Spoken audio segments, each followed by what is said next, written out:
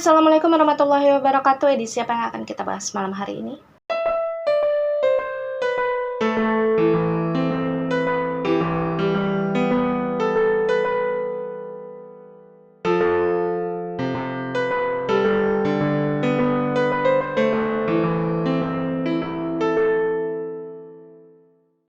Ya, malam hari ini kita akan masuk lagi ke dalam edisi Rekam Misteri, dan kisah yang akan kita bahas bersama-sama ini adalah kisah yang dikirimkan dari salah satu teman kita yang ingin disebut namanya sebagai Gita. Secara khusus Gita mengatakan dalam cerita ini dia tidak berkenan untuk disebutkan di mana dia tinggal, kemudian secara spesifik tahun kejadiannya juga, karena takutnya nanti akan mengganggu privasi dari beberapa keluarga yang ikut di dalam cerita ini. Tapi Gita memberikan kita sebuah clue bahwasanya beliau ini adalah seorang wanita kelahiran tahun 80, dan melalui tahun kelahiran yang diberikan oleh Gita tersebut, Gita berharap kalian bisa menebak-nebak kira-kira tahun berapa kejadian yang akan diceritakan oleh si Gita ini berlangsung. Karena pada saat kejadian ini berlangsung, Gita berusia sekitar 15 tahun. Tapi seperti biasa, disclaimer dulu sebelum kita memulai cerita bahwasanya edisi Rekam Misteri adalah edisi di mana kita akan sama-sama mendengarkan kisah dari para teman-teman kita yang ada di luar sana, yang mereka kirimkan melalui email yang ada di description box. Mengenai nantinya kalian akan percaya atau tidak dengan kisah-kisah mereka, itu sudah menjadi hak kalian sebagai penonton. Yang terpenting adalah bagaimana caranya kita bisa saling menghargai dan juga bisa saling menebarkan energi yang positif. Seperti yang sudah saya ceritakan di awal bahwasanya Gita enggan untuk menyebutkan identitasnya secara lebih banyak karena memang akan ada banyak pihak-pihak yang terkait dalam cerita ini. Jadi bukan karena saya ingin merahasiakan sumber cerita ini,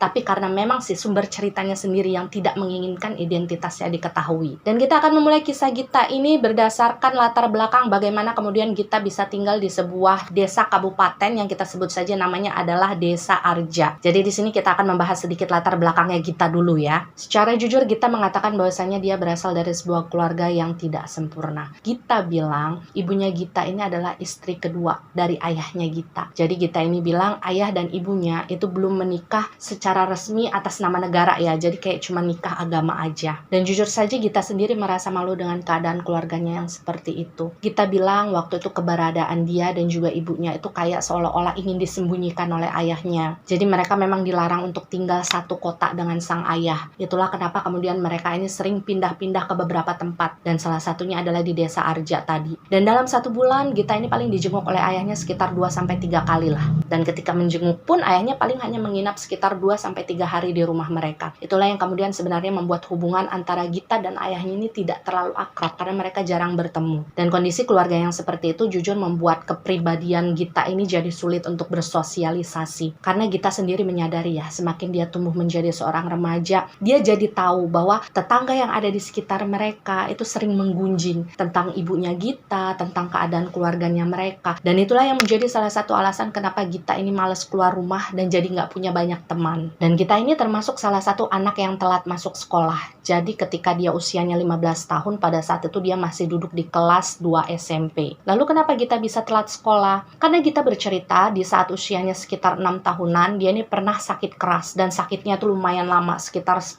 bulanan. Gita sendiri tidak tahu pada saat itu dia sakit apa ya, tapi gejalanya waktu itu adalah hampir setiap hari dia ini mengalami demam. Dan setiap kali dia merasa demam, dia akan selalu ngigo hal yang macem-macem. Dan dari sakitnya Gita sebenarnya ada satu hal yang menarik untuk dibahas ya, dan saya rasa ini juga akan ada hubungannya dengan cerita Gita nanti ke depannya. Jadi saya kira ini harus diceritakan juga kepada kalian. Gita bercerita ketika dia sakit, dia selalu merasakan tubuhnya itu kayak panas setiap kali menjelang maghrib sampai kemudian keesokan paginya. Jadi ketika pagi menjelang sore, dia tuh kayak orang biasa aja, normal. Tapi karena pola sakitnya yang seperti itu, pada akhirnya membuat si Gita ini jadi kesulitan tidur di saat malam, dan dia jadi sangat ngantuk ketika di siang harinya. Itulah kenapa pada akhirnya orang tuanya Gita pada saat itu memutuskan untuk Gita ini berhenti dulu sekolah selama 1 tahun. Karena kan pada saat itu sakitnya lumayan lama ya, sekitar 10 bulan. Dan karena sakit yang diderita oleh Gita, badannya Gita ini sampai habis, sampai kurus kering. Dan orang tuanya Gita sendiri sudah berusaha untuk mengobati Gita ya, dengan berbagai macam cara. Mulai dari hal-hal medis sampai dengan hal-hal alternatif. Tapi tetap tidak ada perubahan. Bahkan pada saat itu Gita bilang ya, keluarga dari Gita sendiri sudah menyangka bahwa Gita ini hidupnya sudah tidak akan lama lagi. Dan ketika sakit tersebut Gita bilang, ketika dia sedang tertidur gitu ya di siang harinya, karena malamnya kan dia nggak bisa tidur, badannya demam dan panas. Terkadang dia seperti merasa dikunjungi oleh seorang perempuan yang menggunakan menggunakan jubah berwarna putih dengan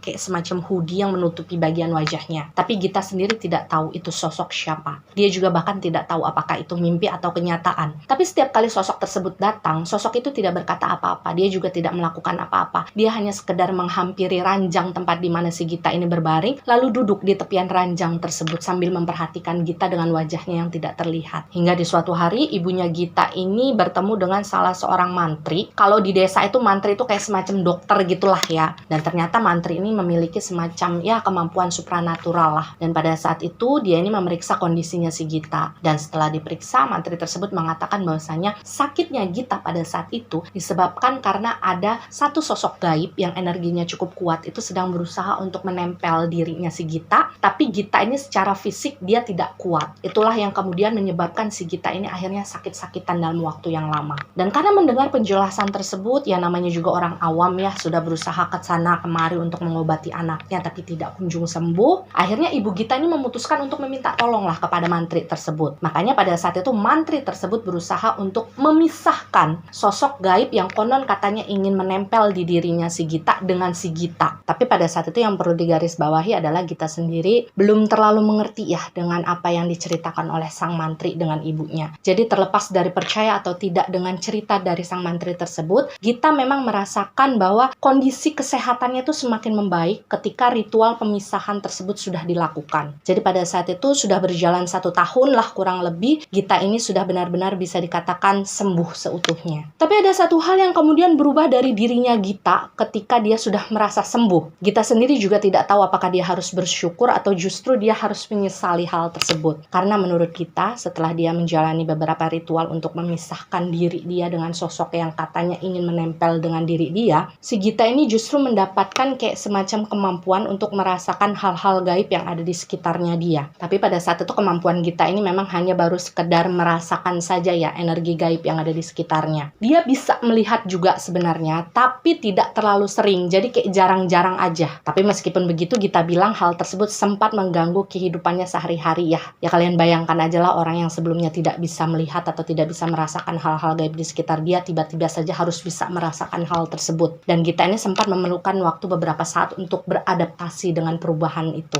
Tapi syukurnya memang lama-kelamaan Gita ini semakin terbiasa dengan apa yang dia bisa. Dan karena menurut dia yang dia bisa pada saat itu bukanlah sesuatu yang penting-penting amat, karena dia juga jarang diganggu dengan penampakan-penampakan yang menyeramkan gitu. Akhirnya si Gita ini memutuskan untuk tidak menceritakan kepada siapapun kemampuan yang dia miliki waktu itu. Termasuk pada keluarganya ya, sama ibunya sendiri. Dan sekarang giliran kita membahas bagaimana lingkungan tempat di mana si Gita ini tinggal. Jadi Gita dan ibunya ini tinggal di sebuah perumahan yang ada di tepi kota gitu lah ya, di tepi desa tempat mereka tinggal, yang suasananya itu dibilang terlalu ramai juga enggak, dibilang terlalu sepi juga enggak. Dan Gita bercerita awal dari dia tinggal di perumahan tersebut usianya mungkin sekitar 7 tahunan lah. Dan ketika dia baru pindah di sana, kata Gita tidak terlalu banyak anak-anak seusia dia. Jadi kebanyakan tuh kayak orang-orang dewasa aja yang tinggal di situ. Orang-orang yang sibuk dengan pekerjaannya, yang ibaratnya pergi pagi pulang malam. Itulah yang kemudian membuat Gita ini jarang keluar rumah ya, karena memang dia nggak punya teman di sana. Dan kondisi tersebut akhirnya berubah ketika beberapa tahun kemudian ada 3 kepala keluarga yang pindah sekaligus ke perumahan tersebut. Dan ternyata 3 kepala keluarga tersebut adalah saudara. Dan rumah yang pada saat itu mereka tempati memang jaraknya tidak terlalu jauh dengan rumahnya si Gita. Jadi kayak berjarak 1 belokan aja. Dan yang lebih kebetulannya lagi adalah orang-orang yang baru pindah tersebut memiliki beberapa orang anak yang usianya tidak jauh dari usianya Gita. Dan bisa dibilang kepindahan dari ketiga kepala keluarga tersebut bisa menghidupkan lagi suasana perumahan yang ada di sana. Karena mereka ini tipe-tipe keluarga yang rame gitu ya. Kemudian setelah sholat isya gitu, mereka ini bakal nongkrong di luar, gitar-gitaran gitu. Terus anak-anak mereka akan bermain lari-larian, main karet di depan rumah. Bahkan saat itu Gita yang rumahnya berjarak ya beberapa meter lah ya dari rumahnya mereka, itu bisa mendengar suara tawa mereka, suara ngobrol mereka, karena memang mereka itu rame. Dan disinilah awal pertemanan Gita dengan beberapa anak-anak yang berasal dari ketiga kepala keluarga tadi itu dimulai. Jadi awalnya ketika si Gita ini berkenalan dengan anak-anak tersebut adalah ketika mereka ini sedang pergi mengaji di salah satu musola yang memang terdapat di lokasi perumahan tersebut. Dan Gita bercerita di hari tersebut dia ini sedang mengantri giliran dia untuk ngaji. Dan ketika dia sedang mengantri tersebut, datanglah beberapa anak-anak gitu kan ya, yang rame gitu ya, yang ceria gitu, sangat berbanding terbalik dengan Gita. Dan pada saat itu mereka ini langsung duduk di sebelahnya Gita, ngajak ngobrol Gita, ngajak kenalan. Dan total dari anak-anak yang pada saat itu datang menghampiri Gita ada 5 orang anak. Sebut saja namanya adalah Uci, Tommy, Ayu, Cindy, dan Sarah. Dan kata Gita pada saat itu 5 anak tersebut memang betul-betul baik kepada dia. Jadi kayak ngajakin ngobrol. Tapi dari kelima anak tadi, yang paling menarik perhatiannya si Gita pada saat itu adalah seorang anak perempuan yang namanya adalah Sarah. Entah kenapa si Gita ini kayak ngerasa kayak pengen ngeliatin si Sarah terus. Karena pada saat itu menurut Gita, Sarah ini anaknya cantik, rambutnya panjang, lurus, hitam. Dan ketika dia berbicara, itu logatnya tuh kayak logat orang kota banget. Dan dalam proses perkenalan tersebut, mereka kan terus-menerus ngobrol ya. Ketika mereka sudah selesai ngaji pun, mereka tetap ngobrol di depan musola gitu. Dan dari obrolan tersebut, akhirnya Gita ini tahu bahwa Sarah ini memang memiliki hubungan sepupuan gitulah sama anak-anak yang lainnya tadi. Jadi mereka ini betul-betul berasal dari satu keluarga yang besar. Dan kebetulan pada saat itu si Ayu, si Sarah, si Cindy, si Tommy, si Uci ini adalah tipe-tipe anak yang suka berpetualang, main keluar rumah gitu, kayak mengeksplorasi lingkungan yang ada di sekitar mereka. Mereka bukan tipe-tipe anak yang suka main di dalam rumah. Dan karena waktu itu si Gita ini kan baru pertama kali merasakan punya temen yang akrab, yang deket gitu ya, yang satu visi misi lah sama dia. Akhirnya pada saat itu ketika kelima anak tadi berusaha untuk mengajak si Gita ini ikut main bersama mereka, Gita ini kayak ngerasa tertarik. Dan Gita sendiri bercerita, memang waktu itu dia jadi sering bermain ke kali, karena memang waktu itu perumahan mereka ini di sebelahnya kayak ada kali panjang gitu ya. Mereka sering hiking, mereka sering nyari pokoknya segala sesuatu lah yang bisa mereka lakukan di luar rumah. Dan persahabatan mereka itu benar-benar terjalin lama loh. Gita bilang mereka ini hampir nggak pernah berantem atau ribut. Meskipun memang Gita sendiri mengakui di antara mereka berlima yang paling akrab dengan Gita adalah si Sarah. Karena Gita merasa Sarah ini adalah salah satu teman dia yang paling bisa mengerti bagaimana perasaan dia selama ini. Bahkan seiring berjalannya waktu, ketika mereka ini semakin akrab, Sarah ini menjadi satu-satunya orang yang pada akhirnya mengetahui tentang kelebihan si Gita pada saat itu, yang sesekali bisa merasakan atau melihat penampakan-penampakan gaib yang ada di sekitarnya. Jadi kalian bayangkan, Gita sama sekali nggak pernah cerita sama orang tuanya, tapi sama Sarah dia cerita. Dan Gita sendiri bilang dia nggak pernah tahu apakah Sarah ini sebenarnya punya kemampuan yang sama dengan dia atau tidak dalam hal-hal gaib tadi. Tapi ada satu momen yang tidak bisa Gita lupakan, yang kemudian membuat si Gita ini kayak ngerasa agak curiga juga nih dengan Sarah. Jangan-jangan dia juga bisa ngelihat hal-hal gaib di sekitar mereka. Dan Gita pun bercerita, waktu itu usianya sekitar 13 tahunan. Jadi mereka ini berkumpul janjian gitu ya, pengen main di sungai yang letaknya itu ada di samping pagar perumahan mereka. Jadi waktu itu sungainya tuh memang kayak banyak batu-batu besarnya, sungai-sungai yang biasa dipakai untuk arum jeram gitulah. Dan biasanya mereka memang sering jalan di sungai tersebut sambil bawa tongkat, naik turun batu. Kalau misalkan mereka nggak capek ya, mereka kadang jalan dari ujung ke ujung dari sungai tersebut. Tapi kalau misalkan mereka sudah kelelahan, biasanya mereka akan berhenti di tengah jalan lalu naik ke dataran tinggi gitu. Jadi mereka kayak punya jalan potong sendiri untuk pulang lagi ke rumah mereka. Jadi sebenarnya mereka udah khatam dengan wilayah tempat mereka main. Dan pada saat itu entah kenapa mereka ini mainnya kesorean. Jadi langit itu kayak udah mulai gelap, barulah mereka ini sadar bahwa mereka tuh harus segera pulang. Dan pada saat itu karena memang sudah merasa kesorean, akhirnya si Gita dan si Sarah ini sepakat untuk pulang melalui jalan pintasan aja. Dan sebagai informasi, di jalan pintasan tersebut, kalau mereka mau berjalan, itu ada sebuah pohon beringin besar yang ada di sebelah kiri jalan. Jadi mau nggak mau ya mereka memang harus melewati pohon tersebut. Dan memang sudah sering melewati pohon tersebut. Cuma entah mengapa, pada saat itu si Gita ini kayak rasa sensitivitasnya tuh kayak lagi tinggi. Jadi posisinya pada saat itu Sarah dan Gita ini berjalan di depan, sementara 4 temennya yang lain itu jalan di belakang. Karena mereka ini kemana-mana gitu itu selalu berenam. Jadi 5 temennya Gita ditambah 1 sama si Gita ya, totalnya 6. Dan ketika mereka sedang berjalan tersebut, suara azan itu udah mulai kedengeran nih, sudah mulai berkumandang. Dan waktu itu seingatnya Gita, dia memang sedang berjalan sambil menundukkan wajah. Dan ketika sedang berjalan tersebut, tiba-tiba saja si Gita ini melihat langkahnya si Sarah ini berhenti. Otomatis waktu itu si Gita langsung nengok dong, nanya, kenapa Sarah kok berhenti? Dan waktu itu si Gita melihat si Sarah itu kayak lagi ngeliatin ke bagian atas dari pohon beringin yang ada di depan mereka. Si Sarah ini nggak ngomong apa-apa pada saat saat itu. Cuma dia langsung ngomong sama Gita dan teman-temannya bahwa lebih baik mereka ini putar balik aja lah, kita lewat jalan utama aja, nggak apa-apa kita lebih jauh, yang penting jangan lewat sini. Dan untungnya memang pada saat itu teman-temannya pada langsung nurut gitu. Jadi mereka sama-sama langsung putar balik lagi menuju ke jalan utama. Mereka nggak jadi lewat jalan yang ada pohon beringinnya tadi. Dan ketika mereka sedang berjalan gitu ya, berjalan udah putar balik tuh posisinya, waktu itu si Sarah tiba-tiba aja noel-noel tangannya si Gita. Terus dia agak berbisik gitu ngomong gini, "Git,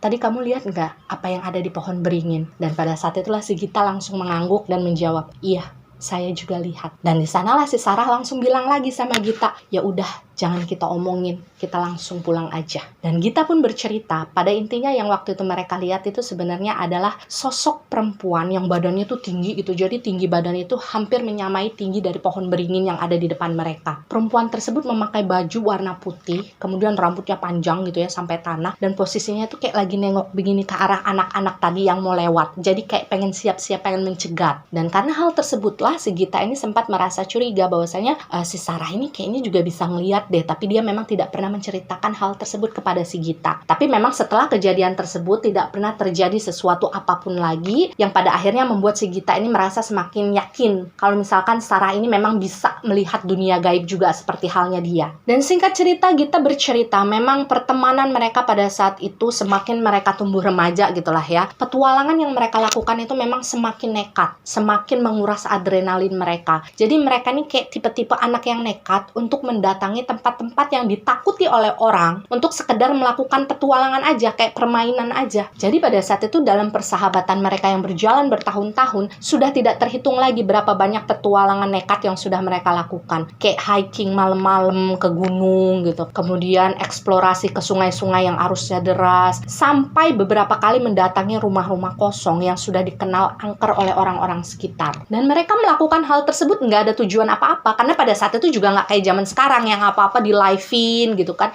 Enggak, jadi mereka melakukan itu hanya untuk kepuasan hati mereka aja. Mereka memang suka dengan hal-hal yang nyeleneh. Dan ada satu kebiasaan yang kita ceritakannya, bahwa setiap kali, setiap tahun salah satu di antara mereka ini ada yang ulang tahun gitulah ya. Otomatis dalam satu tahun ada 6 bulan dong di antara mereka yang ulang tahun. Nah, di setiap momen salah satu anggota dari geng mereka itu ulang tahun, mereka akan selalu melakukan sebuah kebiasaan untuk mengeksplor sebuah tempat yang bisa dibilang paling nekatnya mereka lah, ibaratnya gongnya mereka. Dan pada saat itu akhirnya tibalah di hari ulang tahunnya si Gita. Jadi satu hari sebelum hari ulang tahunnya Gita yang ke-15. Jadi pada saat itu mereka ini berkumpul di rumahnya si Tommy. Mereka ini kayak lagi membicarakan kira-kira kita ntar kemana ya di hari ulang tahunnya Gita gitu kan. Karena memang itu kebiasaan mereka. Dan pada saat itu si Cindy ini langsung nyeletuk, gimana kalau misalkan kita main ke salah satu bangunan rumah sakit kosong yang ada di kota A. Jadi jaraknya mungkin sekitar setengah jam lah dari tempat di mana ini mereka tinggal. Dan bangunan rumah sakit tersebut memang sudah kosong sangat lama dan memang sudah sangat dikenal angker. Dan sayangnya memang malam hari itu Gita menyetujui usulnya si Cindy untuk mendatangi bangunan rumah sakit kosong tersebut. Lalu apa yang terjadi pada mereka? Jadi kronologinya begini. Pada saat itu Cindy mengatakan dengan panjang lebar ya segala informasi yang dia ketahui tentang bangunan rumah sakit yang kosong tersebut. Jadi Cindy ini kayak sudah lama melakukan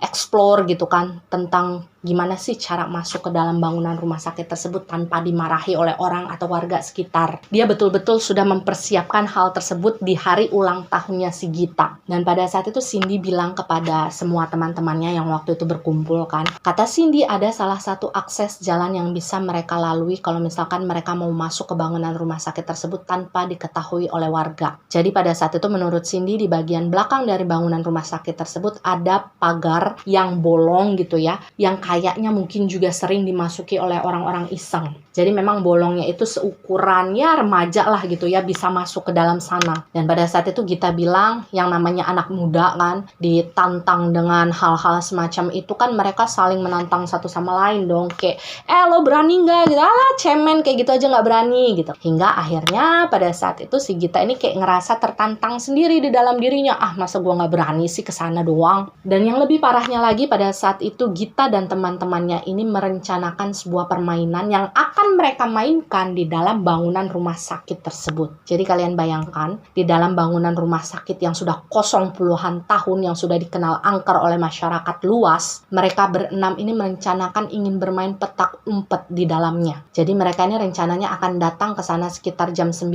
atau jam 10 malam. Kemudian mereka akan mengeksplor bangunan rumah sakit tersebut, bermain petak umpet di sana sampai akhirnya jam 12 malam. Lalu di jam 12 malam tersebut mereka akan merayakan ulang tahun Gita. Dan kalau kalian merasa aneh dengan hal tersebut, maka tidak dengan Gita juga teman-temannya, karena mereka memang sudah terbiasa melakukan hal-hal semacam itu. Dan singkat cerita, pada akhirnya rencana Cindy itu mendapatkan persetujuan dari semua anak-anak yang ada di sana, termasuk si Gita. Karena Gita sendiri merasa bahwa mereka sudah berkali-kali kok datang ke rumah-rumah angker gitu kan, dan memang nggak pernah kejadian apa-apa. Itulah yang membuat si Gita ini kayak ngerasa, ya udahlah, apa sih bedanya bangunan rumah sakit kosong dengan bangunan rumah angker. Dan tentu saja di hari dimana mereka sudah merencanakan keberangkatan mereka menuju bangunan rumah sakit tersebut, mereka tidak akan jujur dengan orang tua mereka. Kalau misalkan mereka jujur, nggak akan diizinin kan. Itulah kenapa Gita dan teman-temannya ini beralasan kepada orang tua mereka bahwa mereka ini ingin menginap di rumahnya si Tommy. Dan memang hal tersebut sering mereka lakukan. Jadi mereka ini sering bohong sama orang tua mereka masing-masing, ngomongnya nginep di rumah ini, nginep di rumah ini. Padahal mereka tuh ngayap, mereka tuh kayak eksplorasi sampai malam. Dan seperti halnya malam tersebut, mereka ini alasannya nginep di rumah Tommy. Padahal ketika mereka ini kumpul di rumahnya Tommy,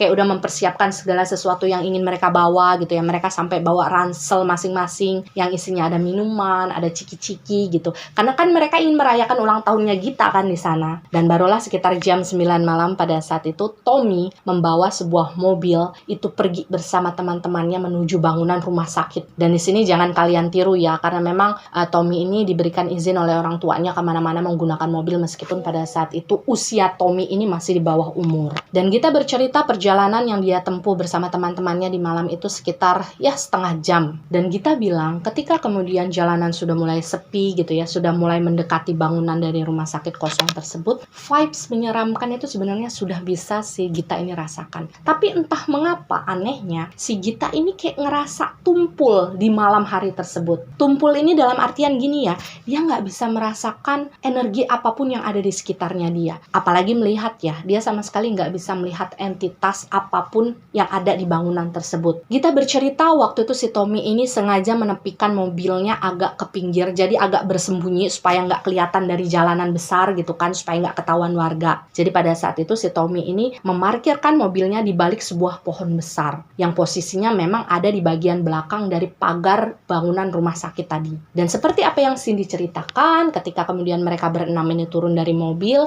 berjalan sebentar sambil membawa senter mereka masing-masing, tidak jauh berjalan, mereka berenam ini memang menemukan sebuah lubang yang ukurannya cukup besar. Setidaknya mereka ini bisa masuklah ke dalam lubang tersebut. Dan sebenarnya ketika mereka mulai memasuki lubang tersebut dan masuk ke bagian area belakang rumah sakit tadi, Gita ini udah ngerasa nggak enak gitu feelingnya. Ibaratnya kalau dia boleh memilih untuk pulang, dia pengen pulang. Cuma karena pada saat itu dia ngeliat teman-temannya kayak antusias, jadi si Gita ini kayak ngerasa segan gitu untuk minta mereka ini balik lagi. Gita bercerita ketika kemudian mereka berenam ini sudah berhasil masuk ke bagian belakang dari area bangunan rumah sakit kosong tersebut, mereka ini kayak disambut dengan hembusan angin yang cukup kencang tapi rasanya sangat dingin. Dan satu hal yang pada saat itu disyukuri oleh Gita adalah dia dalam posisi tumpul, tidak bisa merasakan atau melihat energi apapun yang ada di sekitar dia. Karena dia ngebayangin kalau misalkan pada saat itu dia bisa ngeliat, itu pasti wujudnya udah macem-macem deh. Gita bilang waktu itu suasana betul-betul jet black, jadi betul-betul gelap gulita. Kalian nggak akan bisa ngeliat apapun. Jadi bias-bias kalian bisa ngeliat itu cuma berasal dari sinar bulan yang ada di langit, yang di malam itu juga tidak terlalu terang sinarnya. Meskipun mereka membawa senter masing-masing, yang namanya manusia berada di tempat yang kosong kan ya, kemudian gelap gulita, otomatis nyalinya si Gita ini ya sempet ciut juga. Kata Gita ketika kemudian mereka ini masuk ke dalam bangunan rumah sakit tersebut, jadi kayak pintu-pintu sama jendelanya itu udah pada jebol gitu loh guys. Jadi emang udah nggak dikunci lagi, itu udah puluhan tahun kosongnya. Nah pada saat itu posisi mereka ini berjalan adalah Tommy dan Cindy, itu mereka berjalan paling depan, bersebelahan, jadi kayak memimpin gitu ya. Kemudian di belakang mereka ada Sarah, di belakang si Sarah ada si Gita,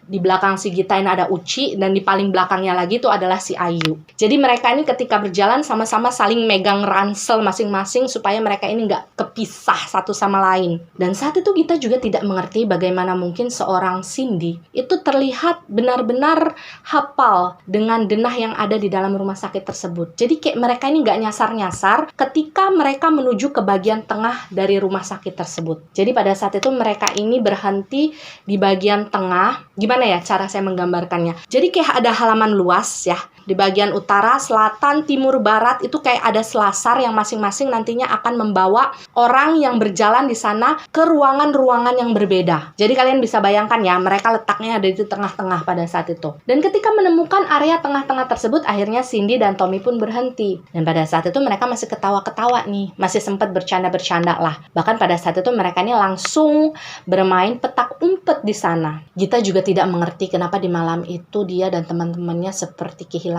rasa takut ya ketika memutuskan untuk melakukan sebuah permainan di bangunan kosong yang sudah terkenal angker, gelap gulita, nggak ada orang sama sekali, nggak ada perumahan sama sekali di sekitarnya. Tapi entah kenapa mereka enjoy, mereka kayak bebas gitu, teriak-teriak sampai suara mereka itu kayak menggema di setiap ruangan yang ada di sekitar mereka. Dan sebelum memulai permainan petak umpet, mereka berenam ini sempat berkumpul sebentar untuk membicarakan masalah peraturan yang harus mereka turuti ketika mereka bermain petak umpet. Aturan pertama yang masih sangat Gita ingat pada saat itu Tommy yang bilang bahwasanya mereka semua dilarang untuk bersembunyi terlalu jauh dari tempat si penjaga. Dan yang kedua adalah jika misalkan masing-masing dari orang yang bersembunyi tersebut kayak mengalami sesuatu yang ganjil gitu ya, harus langsung berteriak. Kemudian yang ketiga adalah ketika salah satu dari mereka ini merasa tersesat di dalam ruangan kosong yang begitu banyak di bangunan rumah sakit tersebut, mereka ini diharuskan untuk berhenti aja di titik tersebut. Jadi jangan dilanjutkan jalannya. Cukup berhenti di tempat di mana mereka tersesat lalu bersiul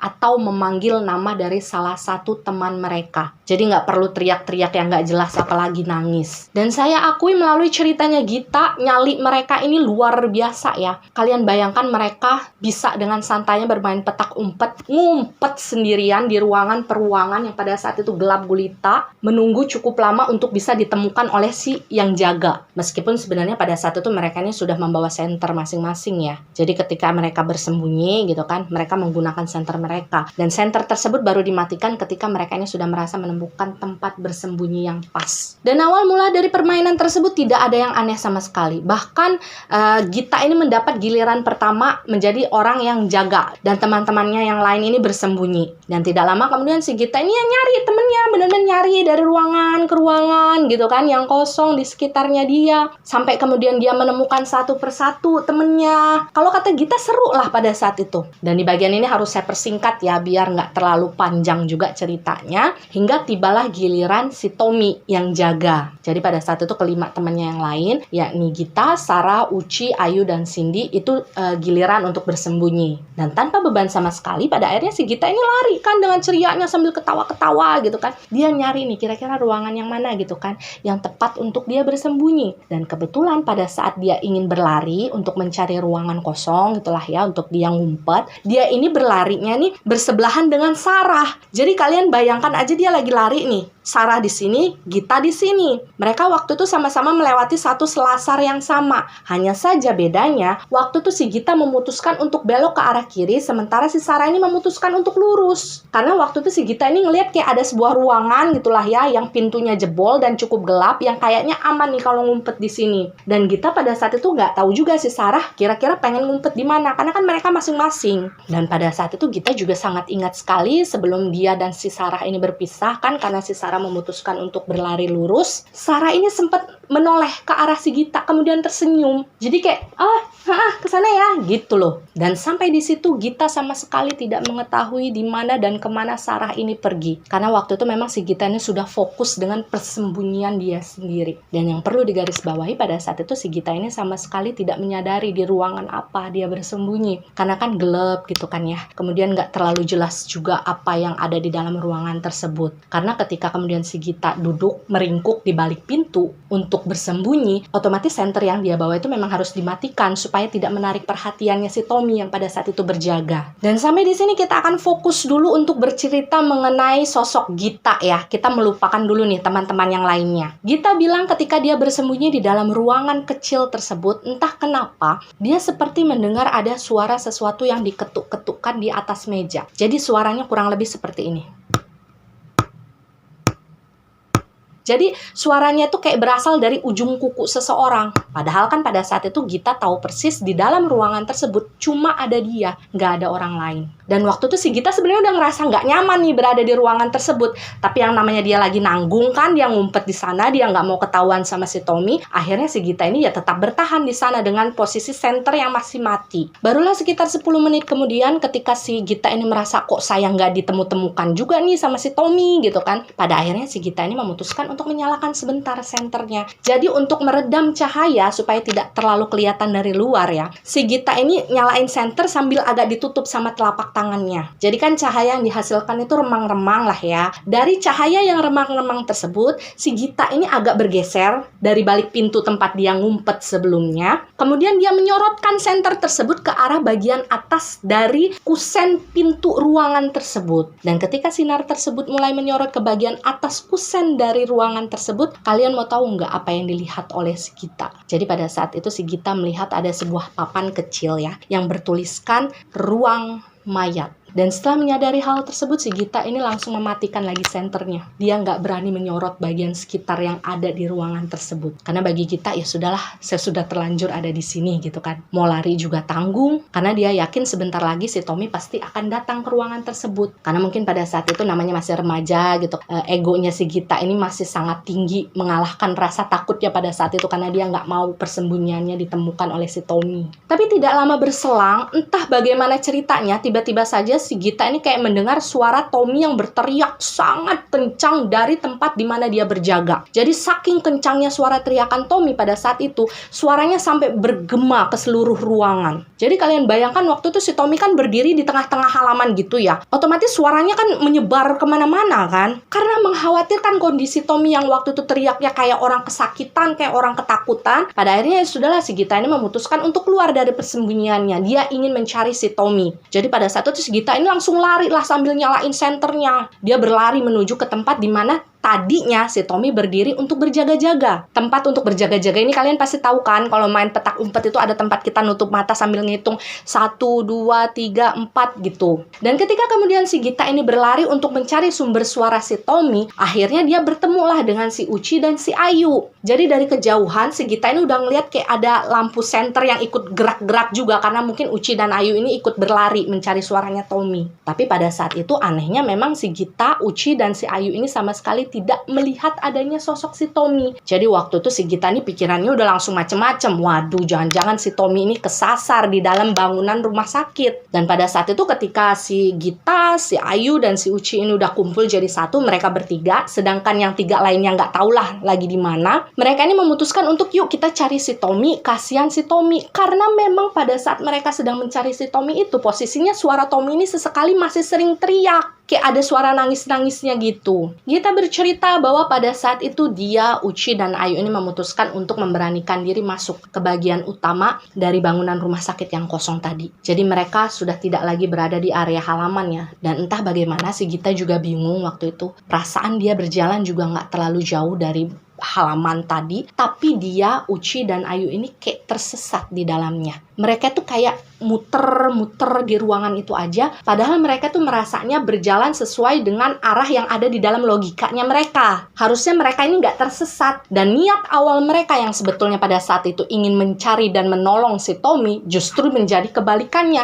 Justru mereka nih yang tersesat, yang kesasar di dalam bangunan rumah sakit itu. Bahkan mungkin saking paniknya mereka bertiga, yang awalnya mereka santai untuk mencari jalan keluar, akhirnya mereka ini sama-sama saling lari-larian gitu, yang menyebabkan pada akhirnya nafas mereka ini ngos-ngosan, banjir keringet gitu kan badan mereka. Dan yang mereka sadari pada saat itu adalah suara Tommy yang sebelumnya mereka dengar sesekali berteriak sambil menangis, itu seolah-olah sudah semakin menjauh dari tempat di mana mereka ini berada. Jadi pada saat itu Gita ini sudah berpikir, ya udah fix, kita semakin jauh dari Tommy dan justru kitalah yang udah tersesat semakin jauh. Dan kita sendiri tidak tahu seberapa lama pada saat itu dia, Uci, dan juga Ayu tersesat di dalam bangunan rumah sakit tersebut. Tapi kalau misalkan harus menebak, kurang lebih ya sekitar 15 menitan lah. Dan kalian tahu apa yang kemudian terjadi kepada mereka setelah 15 menit mereka tersesat di dalam sana? Jadi pada saat itu masing-masing senter yang mereka bawa itu mati total. Jadi kalian bisa bayangkan seberapa paniknya mereka bertiga saat itu. Mereka sudah berusaha untuk menyalakan lagi senter yang mereka pegang, tapi benar-benar nggak bisa. Jadi betul-betul ngeblank. Dan kalian bisa bayangkan betapa gelapnya ruangan tempat di mana mereka berada waktu itu tanpa sinar apapun. Karena itu kan posisinya di dalam ruangan ya. Sekalipun ada cahaya dari bulan, ya itu paling hanya berkas-berkas doang lah, nggak terlalu jelas. Dan ketika cahaya senter mereka ini mati, pada saat itulah si Gita, Ayu, dan Uci merasa seperti mendengar ada suara seorang laki-laki yang tertawa di belakang mereka. Tertawanya memang tidak menyeramkan, hanya sekedar kayak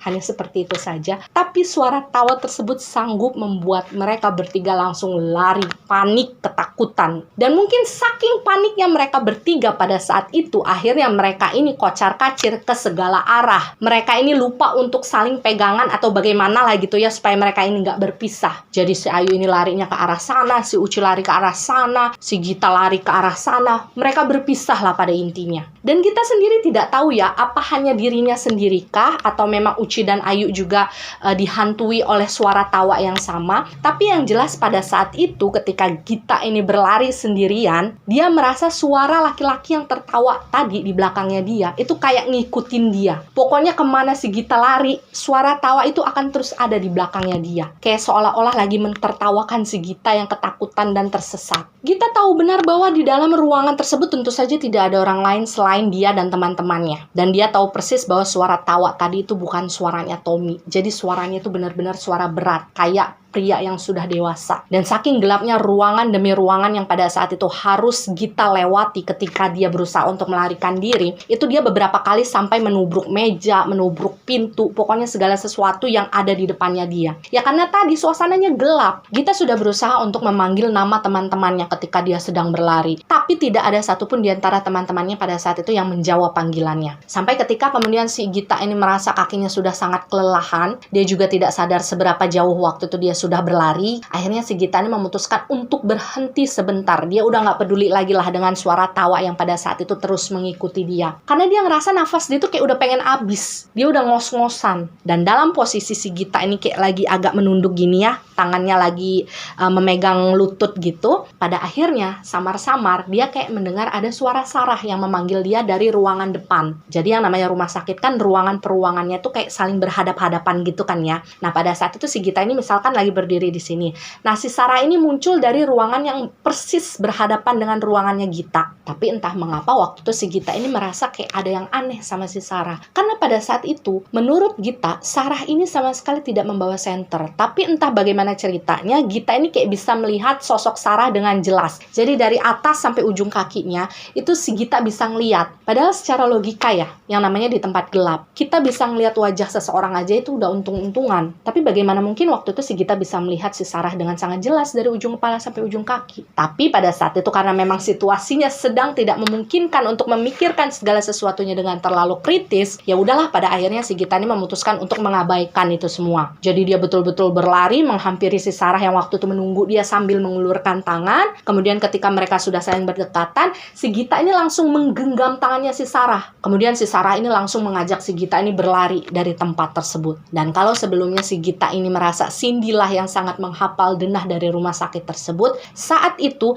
Gita merasa giliran si Sarah lah yang sudah menghafal dengan baik bagaimana denah lokasi yang ada di bagian dalam bangunan rumah sakit itu. Karena ketika si Sarah ini berlari sambil menggenggam tangannya si Gita ya yang berlari juga di belakangnya dia, si Sarah ini kayak udah apal banget dia harus lurus kemana, kemudian belok kemana. Dan Gita bilang ya pada saat itu, ketika dia dan Sarah ini sedang berlari berusaha untuk mencari jalan keluar menuju halaman tadi, entah kenapa si Gita ini kayak ngerasa di hatinya tuh kayak ada sedih-sedihnya gitu loh. Jadi dia kayak ngerasa terharu, kok bisa ya seorang Sarah susah payah berusaha untuk mencari keberadaannya si Gita gitu kan. Hingga akhirnya bisa membantu si Gita ini keluar dari bangunan rumah sakit tersebut. Tapi entah kenapa juga waktu itu si Gita ini kayak ngerasa, kenapa ya Sarah kok buru-buru banget larinya gitu. Dan satu hal yang paling disadari oleh Gita pada saat itu adalah ketika dia bergenggaman tangan dengan Sarah, Gita ini kayak ngerasa tangannya si Sarah ini kok dingin banget, jadi kayak agak basah-basah gitu. Tapi pada saat itu si Gita sama sekali tidak berpikiran yang macam-macam ya. Justru yang menjadi perhatian Gita pada saat itu adalah kenapa Sarah ini larinya harus buru-buru banget gitu, harus ngebut banget. Makanya pada saat itu Gita ini sempat ngomong sama si Sarah sambil mereka tetap berlari ya. Gita bilang, "Sar, pelan-pelan aja larinya, nggak apa-apa." Tapi waktu itu si Sarah justru menjawab, nggak apa-apa, kalian harus cepat pulang dari sini. Dan setelah Gita mendengar jawaban dari Sarah, dia bilang waktu itu dia sudah tidak lagi berani untuk mengajak Sarah ini bicara. Karena pada saat itu entah kenapa Gita merasakan bahwa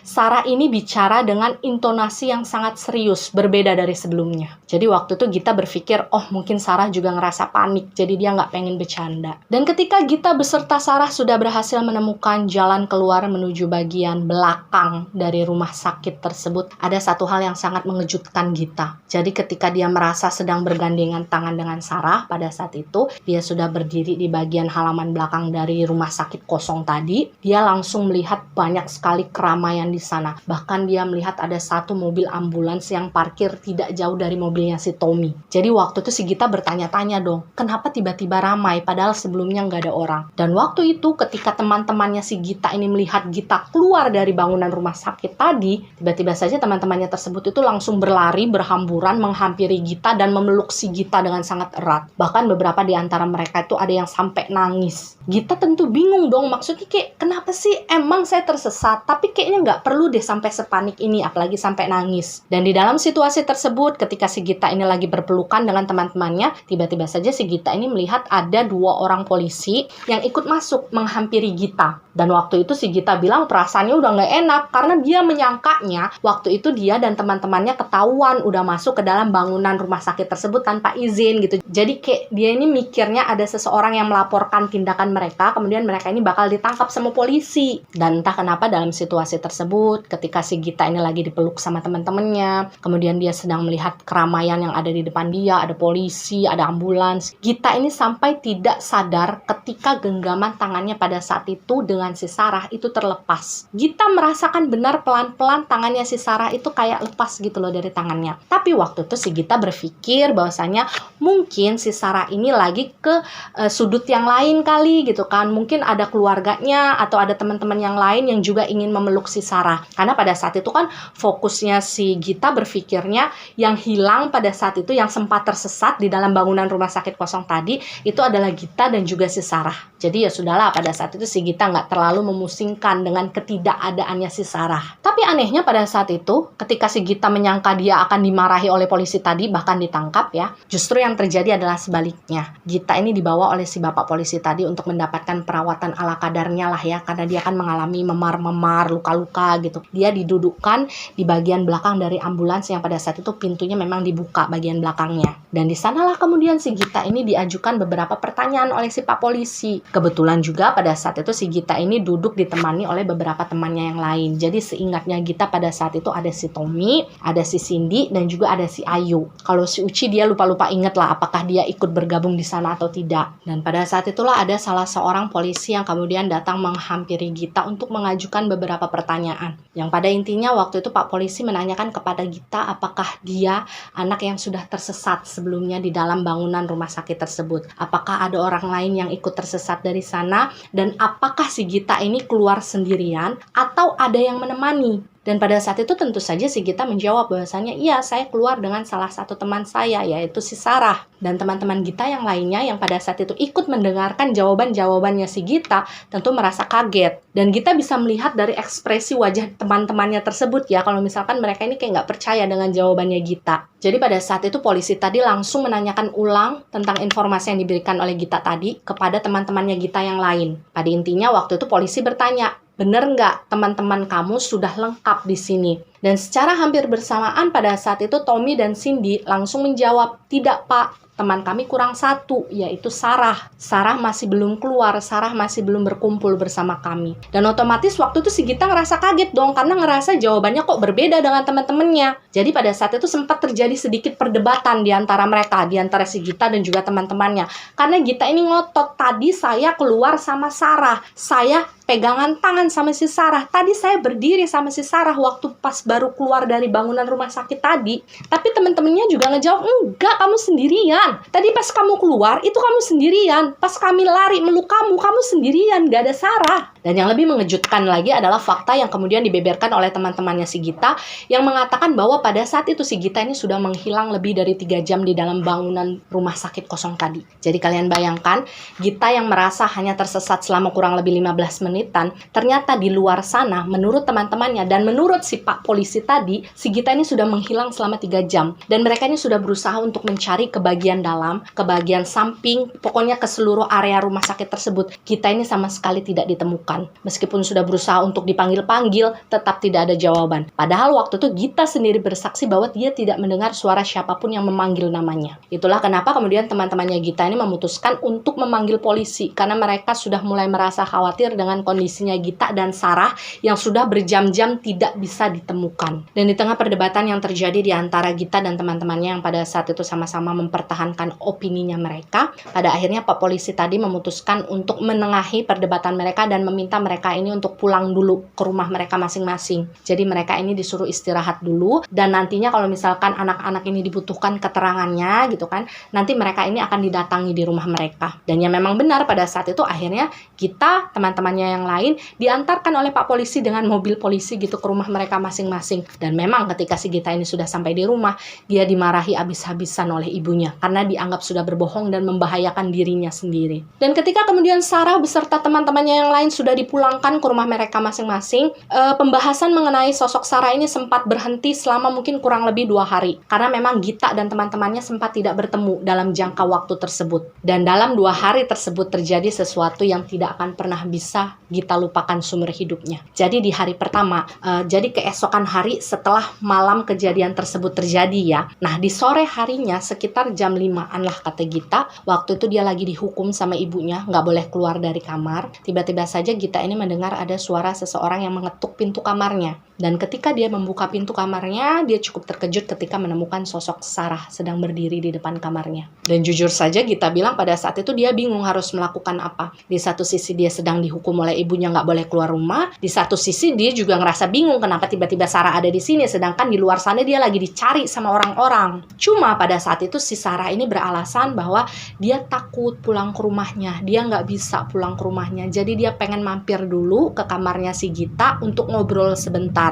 Dan pada saat itu si Sarah juga bilang kalau sebelumnya dia sudah sempat bertemu dengan ibunya si Gita dan sudah meminta izin kepada ibunya si Gita agar si Sarah ini diperbolehkan masuk menemui Gita di dalam kamar. Jadi karena sudah merasa waktu itu Sarah mendapatkan izin dari ibunya, pada akhirnya si Gita ini ya sudah mempersilahkan Sarah untuk masuk. Dan ketika mereka berdua, Gita dan Sarah sudah berada di dalam kamarnya si Gita, hal pertama yang dibicarakan oleh mereka berdua adalah tentang bagaimana paniknya orang-orang di luar sana mencari keberadaan Sarah yang dibilang hilang. Waktu itu si Gita dengan sangat berapi-api menceritakan semua hal kepada Sarah, bahwa teman-teman kita nggak ada yang percaya kalau misalkan saya itu keluarnya sama kamu, kalau saya itu sudah sempat bertemu sama kamu di dalam ruangan itu. Saya sudah berusaha untuk ngomong sama mereka, tapi mereka nggak ada yang percaya, mereka malah marah-marahin saya. Dan pada saat itu sebenarnya si Gita juga sudah sangat bersemangat untuk bisa membuktikan kepada teman-temannya yang lain bahwa dia nggak berbohong. Dia ini sempat mengajak si Sarah ini supaya mau keluar dari rumah gitu ya, untuk menemui teman-teman mereka agar membuktikan bahwa apa yang diucapkan oleh Gita sebelumnya itu bukan sesuatu yang dibuat-buat. Tapi pada saat itu si Sarah ini bilang, saya nggak mau keluar, saya juga nggak mau pulang, saya nggak bisa pulang. Gita juga merasa aneh, kenapa tiba-tiba si Sarah ini nggak bisa pulang, kenapa dia nggak mau pulang. Cuma waktu itu pikiran si Gita adalah mungkin Sarah ini ngerasa takut kali ya, apalagi waktu itu Gita tahu memang orang tuanya si Sarah ini lumayan agak galak. Jadi waktu itu karena memang si Sarah ini adalah teman baiknya Gita gitu, dia juga ngerasa simpati dengan Gita, dia ngerasa bersalah juga karena bagaimanapun kan perjalanan mereka malam itu ke bangunan rumah sakit kosong tersebut adalah berdasarkan persetujuannya si Gita. Jadi pada saat itu si Gita ini menawarkan kepada si Sarah, Sar, ya udah nginep aja yuk di sini. Tapi jangan sampai ibu saya tahu, nanti saya dimarahin lagi. Jadi ya sudah, mereka sepakatlah pada akhirnya. Sarah menginap malam itu di dalam kamarnya Gita. Dan Gita berkisah semalaman itu ketika kemudian dia dan Sarah ini tidur bersama untuk pertama kalinya. Sepanjang mereka ini berteman bertahun-tahun gitu ya. Itu untuk pertama kalinya Sarah ini menginap di rumahnya Gita. Dan banyak hal yang pada akhirnya mereka bicarakan ketika mereka ini sedang bersama. Jadi waktu itu kata Gita, dia dan Sarah ini tidur di satu ranjang yang sama. Mereka selimutan dengan satu selimut bed cover yang sama gitu ya. Terus mereka ini ngobrol tentang banyak hal. Dan dalam obrolan tersebut yang cukup membuat si Gita merasa kaget adalah Sarah ini begitu terbuka dengan hal-hal yang sebelumnya dia rahasiakan. Salah satunya adalah ketika Sarah ini mengatakan dia menyukai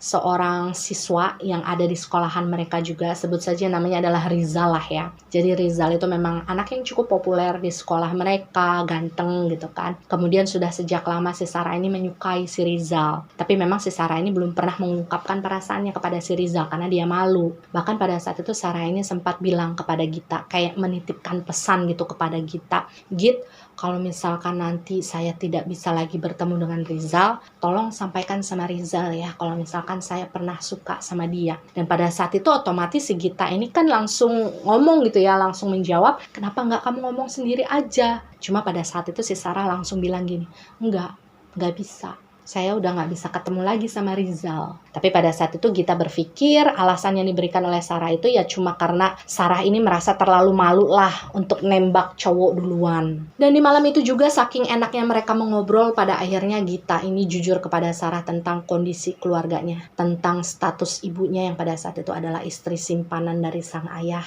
Semua hal yang paling dalam dari dirinya Gita itu diceritakan kepada Sarah. Entah kenapa waktu itu Gita berpikir bahwasannya ya sudah, memang sudah saatnya saya jujur tentang segala sesuatunya kepada Sarah yang sudah dia anggap sebagai salah satu teman sejatinya dia. Dan dari pembicaraan tersebut ada satu pesan yang diberikan oleh Sarah kepada Gita yang masih sangat diingat oleh Gita sampai sekarang. Jadi waktu itu si Sarah bilang, jalani hidup kamu dengan bahagia ya Git. Banyak kok orang-orang yang sayang sama kamu. Dan di hari kedua, which is keesokan harinya, Sarah masih enggan untuk pulang ke rumah. Jadi waktu itu dia memutuskan untuk kembali menginap di dalam kamarnya Gita. Dan waktu itu sebenarnya Gita ini ngerasa udah agak nggak enak ya, karena bagaimanapun kan Sarah ini nginep di rumahnya tanpa izin dari sang ibu. Jadi ibunya ini masih belum tahu kalau malam sebelumnya Sarah itu menginap di kamar bersama si Gita. Tapi melihat bagaimana kondisinya si Sarah yang kayak lemes, kayak lunglai, kayak nggak ada semangat gitu, Gita ini akhirnya nggak tega untuk nyuruh si Sarah ini pulang. Dia takutnya Sarah ini nantinya salah paham. Jadi ya sudahlah, pada akhirnya si Gita kembali mengizinkan di malam kedua tersebut Sarah kembali menginap di dalam kamarnya. Lagi-lagi tanpa sepengetahuan sang ibu. Bahkan pada saat itu Gita ini sempat beberapa kali bolak-balik ke dapur untuk sekedar mengambilkan makanan kan buat si Sarah, ngambilin minuman barangkali Sarah ngerasa lapar. Tapi waktu itu Sarah nggak mau makan. Dan pada saat itu Gita ini merasa maklum ya, mungkin si Sarah ini kayak masih ngerasa trauma yang terlalu berat, jadi dia kayak nggak nafsu makan. Karena pada saat itu Gita juga sempat tidak makan sehari semalam. Dia nggak ngerasain lapar karena saking ngerasa traumatis dengan apa yang baru saja terjadi pada diri dia. Jadi ya sudahlah, ketika kemudian si Sarah menolak makanan dan minuman yang diberikan oleh si Gita, ya Gita nggak terlalu ambil pusing. Dan di malam kedua ketika Sarah ini menginap di dalam kamarnya Gita, agak berbeda suasananya dengan malam pertama. Kalau di malam pertama kan mereka ngobrol banyak hal ya, sampai mereka kemudian tidur dini hari. Nah di malam kedua tersebut si Sarah ini terlihat jauh lebih lemas. Jadi kayak orang yang males untuk bicara gitu. Kayak males mau ngapa-ngapain. Jadi memang waktu itu mereka hanya menghabiskan waktu sebentar untuk main ular tangga, untuk main congklak. Yang mainan, kalian tahu congklak kan, yang pakai kerang gitu, yang dijatuhin di lubang-lubang gitu. Dan ketika mereka sedang bermain tersebut, Gita ini kayak memperhatikan sejenak wajahnya si Sarah. Kok Sarah kelihatannya kayak orang yang nggak punya semangat lagi gitu ya, kayak yang lemes gitu, bawaannya diem aja. Nah pada saat itu Gita berpikir, oh mungkin si Sarah ini kecapean kali ya. Akhirnya pada saat itu si Gita ini memutuskan untuk mengajak Sarah tidur lebih cepat. Jadi di malam itu sekitar jam 9 malam, mereka ini udah sama-sama tertidur.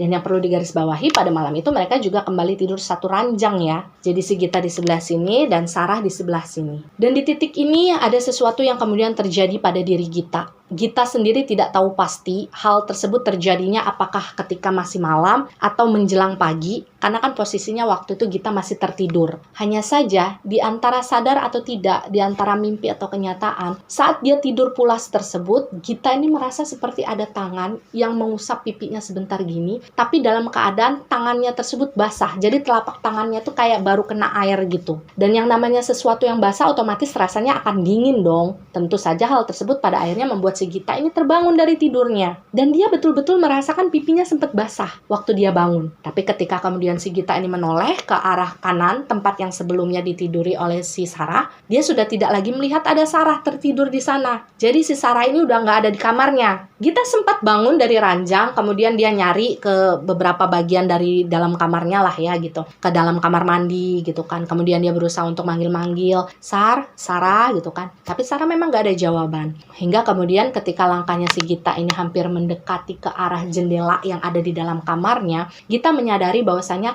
lantai yang menuju ke bagian jendela tersebut itu basah, kayak becek gitu. Jadi kayak seolah-olah ada orang yang baru berjalan di area tersebut dengan kondisi kaki yang basah. Dan pada saat itu si Gita langsung kepikiran sama si Sarah. Dia kepikirannya gini, oh mungkin si Sarah udah lompat kali dari jendela. Karena kan dia pada saat itu nginep di dalam kamarnya Gita, kan diem-diem gak ketahuan sama ibunya Gita. Jadi kemungkinan Sarah ini pulang ke rumahnya lewat jendela kamarnya Gita. Dan kenapa lantainya becek? Kemungkinan si Sarah ini baru saja dari kamar mandi. Karena buru-buru dia lari, belum sempat keset, akhirnya basahlah lantai tersebut. Dan di hari yang sama, dengan hari kedua setelah si Sarah menginap di dalam kamarnya Gita, sekitar jam 9 pagi lah ya, rumah Gita ini kemudian didatangi oleh teman-temannya. Pada saat itu ada Tommy, ada Uci, ada Ayu, ada Cindy, ditemani oleh seorang polisi yang sebelumnya pernah bertemu sama si Gita, yang sempat nanya-nanyain si Gita ketika si Gita ini tersesat di bangunan rumah sakit kosong. Pada saat itu intinya adalah kedatangan mereka semua ke rumahnya si Gita itu untuk ya menggali informasi lagi lah dari Gita, karena memang sampai hari itu Sarah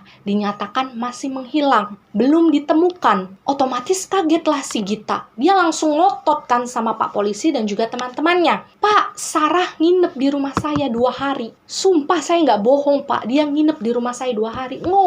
Kita ngobrol. Gimana bisa Sarah masih dinyatakan hilang? Dan mendengar pengakuannya si Gita, otomatis waktu itu teman-temannya si Gita tuh kayak, ini anak kenapa gitu ya? Kok begitu? Padahal kan orang-orang tahu si Sarah ini masih hilang, masih belum ditemukan. Tapi karena Gita waktu itu posisinya merasa yakin benar dia nginep 2 hari gitu ya, 2 malam gitu sama si Sarah di dalam kamarnya, ya Gita juga nggak mau ngalah karena dia merasa apa yang dia katakan itu adalah suatu kebenaran. Bahkan untuk meyakinkan teman-temannya pada saat itu, termasuk si Pak Polisi tadi, Gita ini sampai memanggil ibunya yang pada saat itu lagi repot di dapur. Karena kalau kalian ingat sebelumnya, ketika si Sarah ini pertama kali datang mengetuk pintu kamarnya Gita, Sarah kan sempat bilang kalau dia sebelumnya sudah sempat bertemu dengan ibunya Gita terlebih dahulu di depan, dan sudah meminta izin kepada ibunya Gita untuk masuk ke dalam kamarnya Gita dan bertemu dengan Gita. Nah, pada saat itu si Gita ini ingin menanyakan hal tersebut kepada ibunya. Ibaratnya supaya ibunya ini jadi saksi lah bahwasanya waktu itu si Sarah ini datang ke rumah mereka. Tapi ketika kemudian ibunya si Gita ini dipanggil kan, dia berkumpul dan bersaksi di depan para teman-temannya Gita. Kemudian si Pak Polisi tadi, kalian tahu nggak apa yang dikatakan oleh ibunya Gita pada saat itu? Pada saat itu ibunya Gita bilang, enggak, saya nggak pernah ketemu sama Sarah. Yang saya tahu Sarah kan masih belum ditemukan.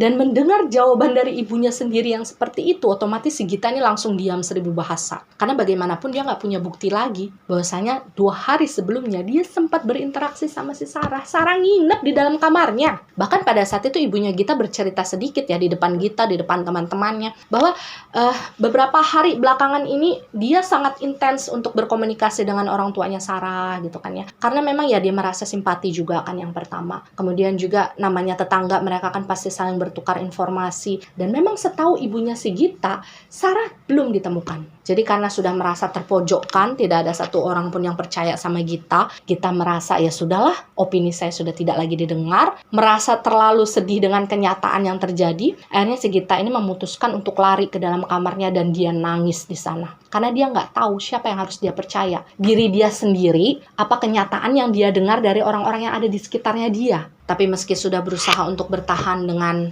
opininya sendiri bahwasanya Sarah itu sudah ditemukan, Sarah itu sudah menemui saya ketika dia dinyatakan hilang gitu. Mau nggak mau, si Gita ini harus mengakui bahwa ya pada kenyataannya Sarah memang belum ditemukan. Karena semakin seiring berjalannya waktu, sekitar semingguan lah gitu ya, bukti-bukti yang mengatakan bahwa Sarah ini masih menghilang itu justru semakin banyak. Gita sama sekali tidak bisa menemukan bukti bahwa Sarah pernah kembali, pernah menemui dia. Bahkan ketika kemudian si Gita ini berusaha untuk menekan egonya dan dia memutuskan untuk bertemu dengan orang tuanya Sarah ya yang Gita ketahui dari orang tuanya pada saat itu ya mereka belum menemukan Sarah. Bahkan mereka nggak berhenti menangis ketika mereka ini mengingat sosok Sarah. Bahkan pada saat itu sekitar seminggu sampai 10 hari, bukan hanya polisi saja yang sudah berusaha untuk mencari keberadaan Sarah di dalam bangunan rumah sakit tersebut, tapi juga para warga-warga sekitar dari rumah sakit itu yang dianggap jauh lebih memahami tentang lokasi yang ada di dalam rumah sakit tersebut gitu kan. Mereka ikut membantu dalam pencarian si Sarah. Mereka masih belum bisa menemukan Sarah itu ada di mana. Dan jujur saja kata Gita ya, hilangnya Sarah di hari ulang tahunnya dia itu menjadi pukulan yang sangat berat di dalam kehidupannya. Rasa bersalah yang pada saat itu kayak menekan mental dan hatinya Gita itu kayak benar-benar membuat dia ini nggak mau ngapa-ngapain, nggak bisa ngapa-ngapain. Dan ketika Gita ini sudah mulai berusaha untuk membuka hatinya dan menerima kenyataan bahwa Sarah memang masih hilang, belum bisa ditemukan, hari-hari yang dilalui oleh Gita waktu itu memang hanya sekedar menangis saja di dalam kamarnya seharian. Karena bagi dia Sarah itu sudah seperti saudaranya dia sendiri, bukan cuma sekedar temen. Dan dalam proses tersebut Gita yang sangat terpukul pada akhirnya memang kehilangan nafsu makannya. Dia nggak mau ketemu sama siapapun karena dia ngerasa bersalah. Dia juga ngerasa malu karena pelan-pelan orang tuh kayak sudah mulai membicarakan dia, menyalahkan dia, menganggap bahwasanya Gita ini adalah biang kerok dari hilangnya si Sarah. Jadi pada saat itu orang-orang yang mau ditemui oleh Gita itu hanyalah orang tuanya dia dan Pak Polisi saja. Karena memang pada saat itu kan si Gita ini mau nggak mau harus tetap memberikan keterangan. Karena terus-menerus tidak mau makan, si Gita juga sempat jatuh sakit. Ibunya juga mungkin khawatir kalau misalkan nantinya Gita akan sakit parah lagi seperti waktu dia kecil dulu. Karena terlalu mengkhawatirkan bagaimana kondisi mentalnya si Gita, pada saat itu akhirnya Gita ini disuruh tinggal sementara dulu dengan eyangnya. Yang pada saat itu memang tinggalnya ya paling hanya berjarak sekitar 1 jam lah dari desa tempat di mana mereka tinggal. Setidaknya si Gita ini dibawa menjauh dulu dari hingar-bingar masalah yang pada saat itu seolah memojokkan Gita. Dan kalian tahu nggak berapa lama hingga akhirnya Gita ini bisa mendapatkan kabar dari keluarganya Sarah pada saat itu? Jadi sekitar 3 bulan ketika si Gita ini sudah tinggal bersama eyangnya, dia sudah tinggal di sana, dia sekolah juga dari sana berangkatnya gitu. Ibunya Gita yang pada saat itu memang masih tinggal di area perumahan tersebut sendirian, akhirnya menyampaikan sebuah kabar kepada Gita yang mengatakan bahwasanya kasus pencarian Sarah itu pada akhirnya ditutup. Lalu kenapa kasus tersebut akhirnya ditutup? Karena waktu itu ada seorang pemancing yang secara tidak sengaja menemukan bekas pakaian yang terakhir dipakai oleh si Sarah di malam kejadian. Itu sedang menyangkut di kayak pohon-pohon kecil gitu di sebuah danau ya, di sebuah danau buatan gitu yang letaknya persis sekali bersebelahan di bagian belakang dari tembok bangunan rumah sakit kosong tersebut. Jadi misalkan ini bangunan rumah sakit, di sini tembok belakangnya.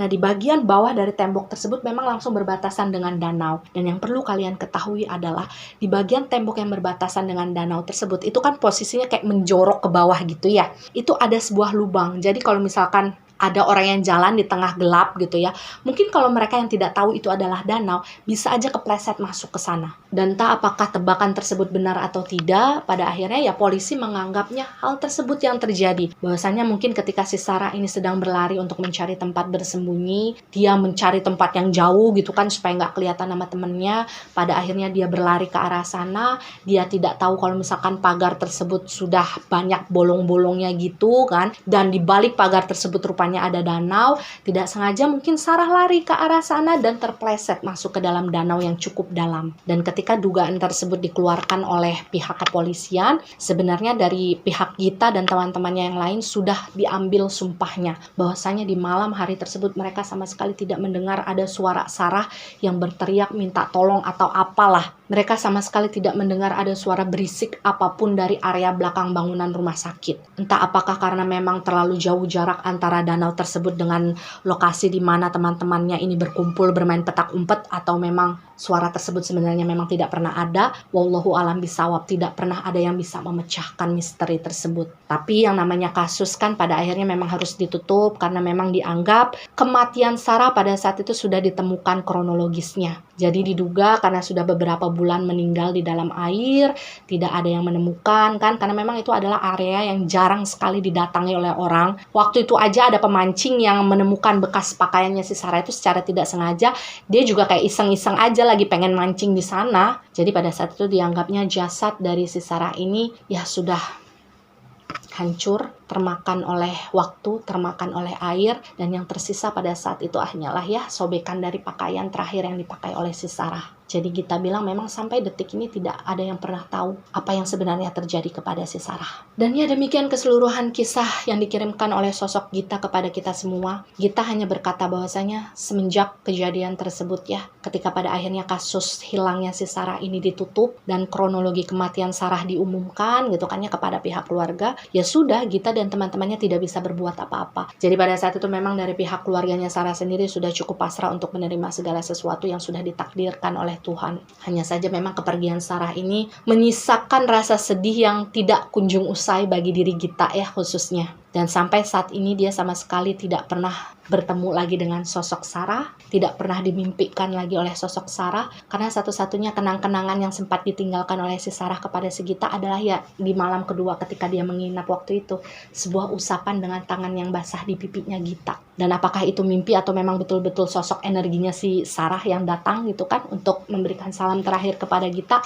Kita juga tidak tahu, wallahu alam bisawab. Dan dari cerita milik Gita ini sebenarnya ada pembelajaran yang lumayan penting ya, utamanya untuk kalian semua anak-anak remaja yang ada di luar sana. Ingat satu hal, bahwasanya kalau misalkan kalian pengen main keluar rumah, mau kemanapun kalian pergi, harus izin orang tua ya. Gak boleh berbohong, gak boleh diem-diem, karena bagaimanapun ketika orang tua itu mendoakan kalian, percaya atau tidak percaya, energi positif mereka itu akan melindungi kalian dari mara bahaya. Jalanilah kehidupan masa remaja kalian dengan hal-hal yang positif, hal-hal yang gak nyeleneh, hal-hal yang gak macem-macem. Karena jika sesuatu yang buruk terjadi di masa muda kalian, di masa remaja kalian, maka itu akan meninggalkan sebuah luka yang abadi dalam perjalanan hidup kalian sampai tua nanti. Dan sebenarnya untuk visualisasi sosok energi Sarah bisa saya dapatkan dari cerita ini. Mungkin akan saya posting karena saya sudah mendapatkan izin dari pemilik cerita. Tapi dengan berat hati saya mengatakan kepada kalian saya tidak bisa mengulik bagaimana residual memorinya Sarah. Karena memang ada sesuatu yang sepertinya menghalangi proses komunikasi yang terjadi antara saya dan energinya Sarah. Kalau kalian ingat sosok Pastor Edward dari ceritanya Susan, Pastor Edward kan tidak bisa saya lihat bagaimana residual memorinya karena seperti ada sebuah energi gelap besar yang menyelimuti beliau. Hal yang sama itulah yang kemudian saya rasakan ada di sekitar sosok energinya Sarah. Jadi saya hanya bisa sekedar melihat beliau, menyapa beliau, tapi saya tidak bisa berkomunikasi dengan beliau secara leluasa. Dan melalui cerita ini juga secara khusus saya meminta kepada kalian yang sudah mendengarkan kisahnya Gita, kemudian mendengarkan kisahnya Sarah juga, saya mohon dengan sangat untuk kalian bisa mengirimkan doa, energi yang positif ya kepada sosok Sarah. Mari doakan Sarah supaya Sarah ini bisa menemukan jalan terang, bisa terlepas dari energi apapun yang saat ini berusaha untuk membelenggu beliau, karena sebenarnya sosok sebaik Sarah berhak untuk mendapatkan proses yang jauh lebih cepat dan jauh lebih baik daripada sekarang. Dan ya percaya atau tidak itu adalah hak kalian sebagai penonton setia. Jika kalian percaya dengan cerita ini maka jadikan cerita ini sebagai pembelajaran. Jika kalian tidak percaya dengan cerita ini maka cukup jadikan cerita ini sebagai dongeng malam biasa. Terima kasih juga untuk Gita yang sudah bersedia untuk mengirimkan ceritanya kepada kita semua. Titip salam untuk keluarga teman-teman yang ada di sana kalau misalkan masih berhubungan sampai sekarang ya. Semoga Gita dan seluruh keluarganya dilindungi oleh Allah Subhanahu wa taala dan selalu diberikan kebahagiaan di dalam hidupnya. Amin ya robbal alamin. Terima kasih banyak untuk kalian yang sudah nonton, untuk kalian yang sudah subscribe. Jangan lupa di like, di komen, dan di share supaya teman-teman kalian bisa ikut menonton video ini. Sampai jumpa di video-video berikutnya. Wassalamualaikum warahmatullahi wabarakatuh.